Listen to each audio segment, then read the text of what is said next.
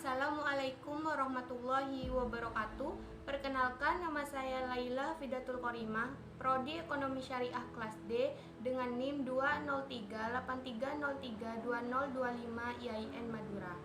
Video ini saya buat untuk memenuhi tugas UTS mata kuliah Pendidikan Akhlak Tasawuf dengan dosen pengampu Bapak Muhammad Khalid Wardi. Saya akan menjelaskan tentang pengertian, tujuan, dan ruang lingkup akhlak. Ada 4 subbahasan yang saya akan jelaskan pada kesempatan kali ini. Yang pertama, pengertian akhlak, kedua, tujuan akhlak, ketiga, ruang lingkup akhlak, dan keempat, moral, etika, dan susila.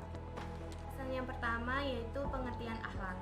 Akhlak berasal dari bahasa Arab yaitu akhlak, merupakan bentuk jamak dari kata khuluq yang berarti budi pekerti, perangai, tingkah laku, dan tabiat. Akhlak adalah keadaan jiwa seseorang yang mendorongnya untuk melakukan perbuatan-perbuatan tanpa melalui pertimbangan pikiran lebih dahulu. Kata khuluq atau yang bisa disebut dengan budi pekerti yang berasal dari satu akar kata dengan khalq yang disebut dengan penciptaan. Mengandung 3 makna. Yang pertama, khuluq menunjukkan sifat-sifat alamiah dalam penciptaan fitrah manusia dalam bentuk yang lurus dan erat. Yang kedua, akhlak mencakup sifat-sifat muktasabah seseorang yang kemudian menjadi kebiasaan dirinya. Yang ketiga, akhlak memiliki 2 dimensi, dimensi jiwa dan batin, dan dimensi perilaku zahir. Subbahasan yang kedua yaitu tentang tujuan akhlak. Akhlak tidak hanya membahas benar dan salah, tetapi menitik beratkan pada kebaikan dan keburukan sebagai tujuan puncak.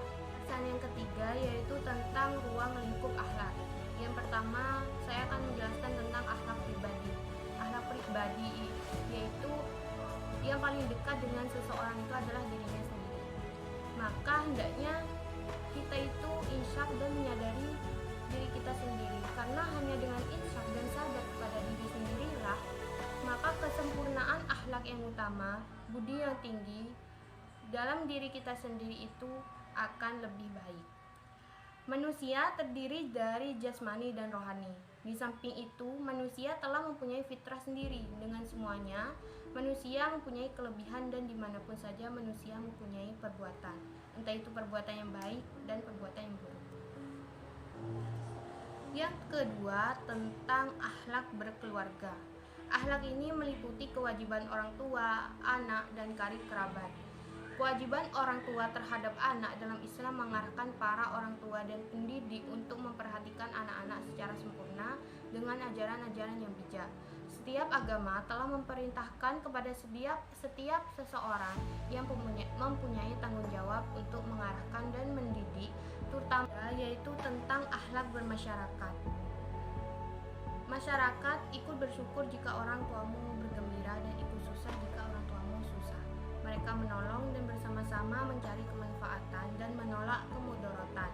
Orang tuamu cinta dan hormat pada mereka, maka wajib atasmu mengikuti ayah dan ibumu, yaitu cinta dan hormat pada mereka juga. Pendidikan kesusilaan atau akhlak tidak dapat terlepas dari pendidikan sosial kemasyarakatan. Kesusilaan atau moral timbul di dalam masyarakat. Kesusilaan atau moral selalu tumbuh dan berkembang sesuai dengan kemajuan dan perkembangan masyarakat. Sejak dahulu manusia tidak dapat hidup sendiri-sendiri dan terpisah satu sama lain, tetapi juga memerlukan bantuan orang lain atau berkelompok, bantu-membantu, saling membutuhkan, dan saling mempengaruhi. Ini merupakan apa yang disebut dengan masyarakat. Kehidupan dan perkembangan masyarakat dapat lancar dan tertib jika tiap-tiap individu sebagai anggota masyarakat bertindak menuruti aturan-aturan yang sesuai dengan norma kesusilaan yang berlaku. Yaitu akhlak beragama. Akhlak ini merupakan akhlak atau kewajiban manusia terhadap Tuhannya. Karena itulah ruang lingkup akhlak sangat luas mencakup seluruh aspek kehidupan, baik secara vertikal dengan Tuhan maupun secara horizontal dengan sesama makhluk Tuhan. Faktor-faktor yang mempengaruhi akhlak. Faktor yang mempengaruhi akhlak pada khususnya dan pendidikan pada umumnya. tiga mata kuliah, yaitu aliran nativisme, aliran empirisme, dan aliran konvergensi. Aliran nativisme yaitu bahwa perkembangan manusia telah ditentukan oleh faktor-faktor yang dibawa manusia sejak lahir. Pembawaan yang telah terdapat pada waktu dilahirkan itu yaitu menentukan hasil perkembangannya. Menurut aliran ini, faktor yang paling berpengaruh terhadap pembentukan diri seseorang yaitu faktor pembawaan dari dalam yang bentuknya berupa kecenderungan, bakat, atau akal, dan yang lainnya. Jika seseorang sudah memiliki pembawaan atau kecenderungan kepada yang baik, maka dengan sendirinya orang tersebut menjadi baik. Sebaliknya, jika seseorang mempunyai pembawaan yang berkecenderungan kepada yang buruk, maka sendirinya orang tersebut menjadi buruk. Yang kedua yaitu tentang aliran empirisme, yaitu faktor yang paling berpengaruh terhadap pembentukan diri seseorang adalah faktor luar, yaitu lingkungan sosial, termasuk pembinaan dan pendidikan yang diberikan. Jika pendidikan dan pembinaan yang diberikan kepada anak itu baik, maka anak itu pasti baik. Demikian juga sebaliknya. Aliran ini begitu sangat percaya pada peranan yang dilakukan oleh dunia pendidikan dan pengajaran. Aliran ini, manusia dapat dididik menjadi apa saja ke arah yang baik maupun ke arah yang buruk, menurut kehendak lingkungan atau pendidikannya. Dalam pendidikan, kaum empiris ini terkenal dengan nama optimisme pedagogis. Yang ketiga yaitu aliran konvergensial, yaitu pembentukan akhlak yang dipengaruhi oleh faktor internal, yaitu pembawaan kita atau anak, dan faktor luar yaitu pendidikan dan pembinaan yang dibuat secara khusus atau melalui interaksi dalam lingkungan sosial. Fitrah dan kecenderungan ke arah yang baik yang ada dalam diri manusia itu dibina secara intensif melalui berbagai metode. Aliran yang ketiga ini tampak sesuai dengan ajaran Islam. Maka dapat disimpulkan bahwa ada dua faktor yang mempengaruhi akhlak manusia, yaitu faktor internal dan faktor eksternal. Adapun faktor yang berasal dari luar dirinya secara langsung atau tidak langsung, disadari atau tidak, semua yang sampai kepadanya merupakan unsur-unsur yang membentuk akhlak. Faktor-faktor tersebut yaitu faktor keturunan, lingkungan, rumah tangga, sekolah, pergaulan atau persahabatan, dan penguasa atau pemimpin. Bahasan yang keempat atau yang terakhir ini yaitu tentang moral, etika, dan susila. Yang pertama yaitu moral. Moral ini adalah suatu hal yang berkenaan dengan baik dan buruk dengan ukuran atau tradisi dan budaya yang dimiliki seseorang atau sekelompok orang.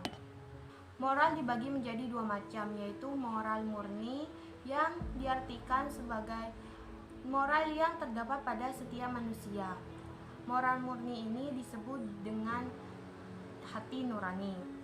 Yang kedua, moral terapan, yaitu moral yang didapat dari berbagai ajaran filosofis agama dan adat yang mengitari manusia. Yang kedua yaitu etika. Etika ini sebagai aturan baik dan buruk yang ditentukan oleh akal pikiran manusia, bertujuan untuk menciptakan suatu keharmonisan. Begitu juga dengan immoral yang saya jelaskan di atas. Etika ini berasal dari kata Latin ethikos yang berarti kebiasaan. Dikatakan baik itu apabila sesuai dengan kebiasaan masyarakat. Secara epistemologis, etika ini adalah salah satu ilmu yang membicarakan masalah perbuatan atau tingkah laku manusia, yang mana dapat dinilai baik dan bisa dinilai buruk. Secara filosofis, penyelidikan terhadap kewajiban manusia dan hal-hal yang baik dan buruk. Etika ini tidak membahas tentang keadaan manusia, tetapi membahas bagaimana seharusnya manusia bertindak yang benar. Yang terakhir, yaitu yang ketiga, susila. Susila ini berasal dari bahasa Sanskerta yang artinya lebih baik. Berarti dasar-dasar atau prinsip-prinsip atau peraturan-peraturan hidup yang bisa membawa kita menjadi lebih baik. Jadi susila ini diartikan juga sebagai peraturan-peraturan hidup yang lebih baik. Dari penjelasan di atas yang sudah saya jelaskan bahwa akhlak ini berbeda dengan etika dan moral serta susila. Akhlak ini lebih bersifat transendental karena bersumber dari Allah Subhanahu wa Ta'ala. Maka etika dan moral ini bersifat relatif, dinamis, dan nisbi karena merupakan pemahaman dan pemaknaan manusia melalui elaborasi ijtihadnya terhadap persoalan baik dan persoalan yang buruk demi kesejahteraan kehidupan manusia.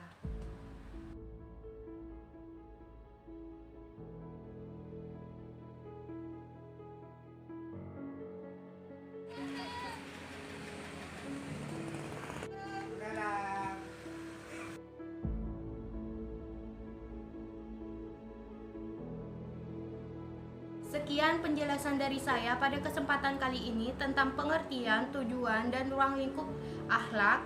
Mohon maaf jika ada kata dan penjelasan saya yang kurang benar. Terima kasih. Wassalamualaikum warahmatullahi wabarakatuh.